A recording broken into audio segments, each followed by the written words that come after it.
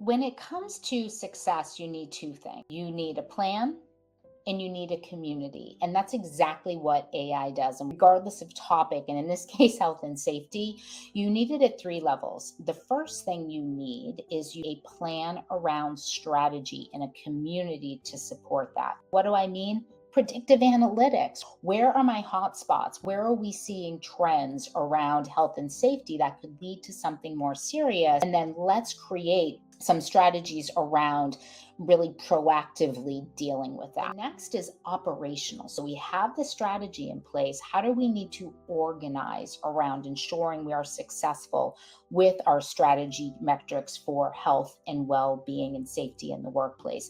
And that's things like real-time monitoring, right? Being able to see what's going on in the day-to-day and be able to intercept that. That is incredibly agile. That's really, really cool. It's almost as if nothing's standing in your way.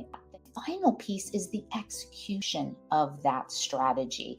And that's anything from wearables, being able to track your heart rate, your stress levels, but it's also things like using chatbots so that I, as an employee, can interact and say, hey, I'm feeling these things. What exactly can I do about it? It's critical. It's amazing. It breaks down silos. It also helps that the tone at the top reflects the mood in the middle and the buzz at the bottom, and vice versa.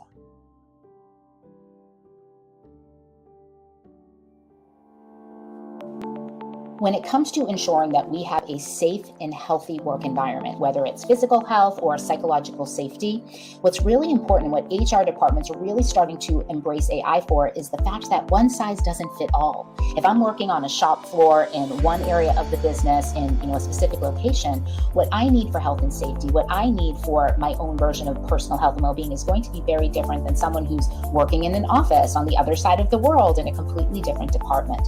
So what's really, really cool is we have predictive analytics about that, geo, workforce, type, job type, all of that kind of stuff. And we're able to understand what are those challenges that we need to address in order to have our people feel safe at work. As we bring that down to the employee level, that means that I'm not getting health and safety and well-being support that's meant for someone else. I'm getting it for me. And so if I have a complaint I need to lodge, or I have an injury, or I need some support for my health and well-being, AI really enables to the human to be able to be met where they are. What are those things I'm experiencing based on where I work, how I work, what my environment is? What is AI able to tell me that the protocol is for my organization? What my steps are? What are things that I should consider? And where do I have agency? It is an incredibly empowering tool to be able to feel seen, feel heard, and be able to do something about it. And that's power you're giving to your employees.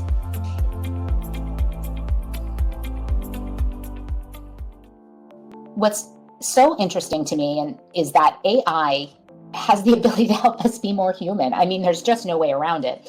When all of those transactional things, the things that take a lot of time, the things where we have to do a bunch of research to inform a decision or find out how things work, those are replaced. And instead, we're presented with a higher level of information from which to make our decisions. There is only one thing left for us to do, and that is to be more human.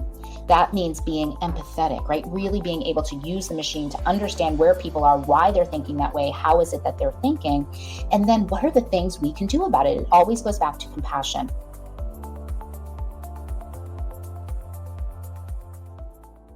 So let's say I'm a manager.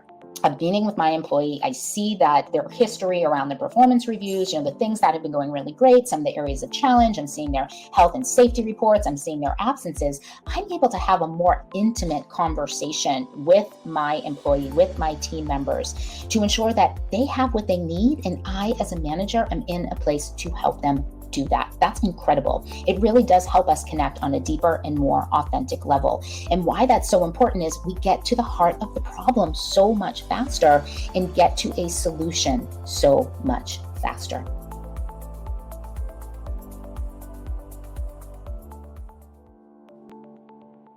The breaking down of silos between different departments across an organization is one of the best things around AI, if not the best. We have all been in business for a while. We know how it feels when we are read out a strategy that somehow impacts our ability or our team's ability to flawlessly execute on what our metrics are, right? It feels kind of like, all of a sudden we're being set up for failure instead of success. When it comes to AI, it enables HR to meet with different organizations synchronously, async, to be able to understand what are the implications of people-based decisions on the ability of each department to achieve its goals and strategies in an equitable way, right? Where everyone has a positive or as much as positive experience, even if it's bad news, right? We at least know what it is and have a voice and how that might look, and change some of the ways that we do our job or what success looks like in our job. It also enables HR to really sit down with their counterparts and get a great understanding of how it is that they are going to experience the next 6 months, 12 months, 3 years, whatever the timeline is. And then how can the people side of the house enable their success? It's a very big deal.